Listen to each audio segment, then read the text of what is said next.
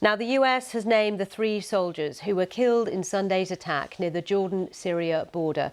46-year-old William Jerome Rivers, 24-year-old Kennedy Ladon Sanders and 23-year-old Breonna Alexsondria Moffett were all from an Army Reserve unit in the state of Georgia.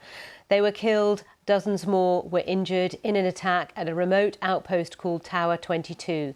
The US says it does not seek another war, but it will protect itself and respond appropriately. Here's Secretary of State Antony Blinken.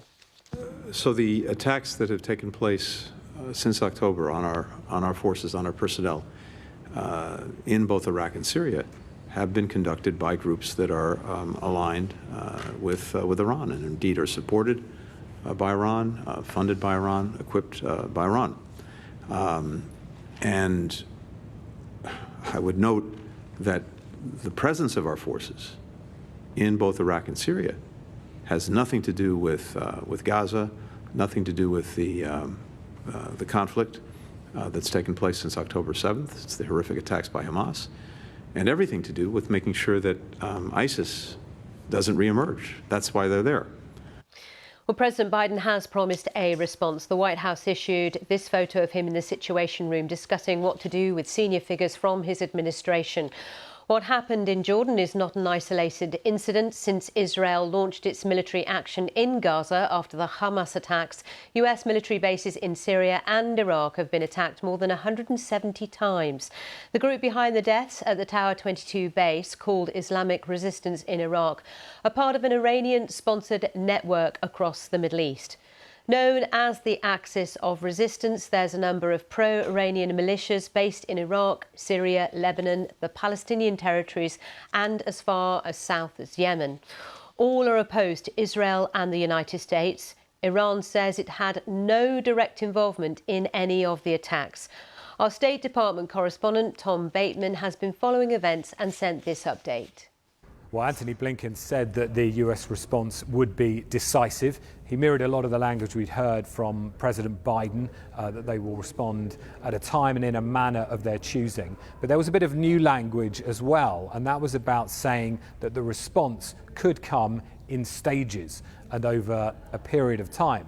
Now, that doesn't sound like the kind of thing that some of the most hawkish senators here in Washington, Republicans, have been calling for, some of those putting pressure on President Biden for an attack on Iran itself.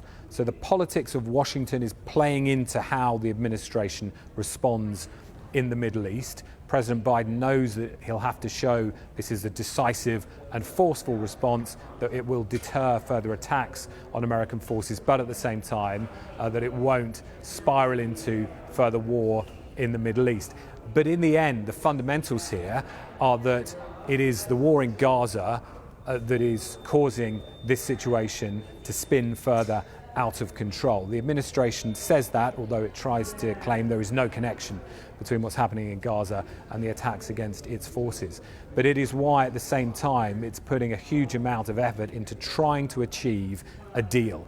We had Secretary Blinken meeting the Prime Minister of Qatar here today. They are instrumental in trying to get the Israelis to scale back and fundamentally to get this framework agreed with Hamas, where there would be a hostage release for a sustained ceasefire. The Americans are talking about progress with that, but so far they say they're not at the finish line. Well, as Tom mentioned there, the White House is saying negotiations aimed at reaching a new deal with Hamas on the release of Gaza hostages have been constructive, but much work remains to be done. Here's John Kirby, the White House spokesman. Those discussions are ongoing. We believe they have been constructive and are moving in a good direction. Don't want to sound sanguine here. There's a lot of work left to be done. We don't have an imminent deal to speak to, but based on the discussions we've had over the weekend and in recent days, we feel it's moving in a good direction.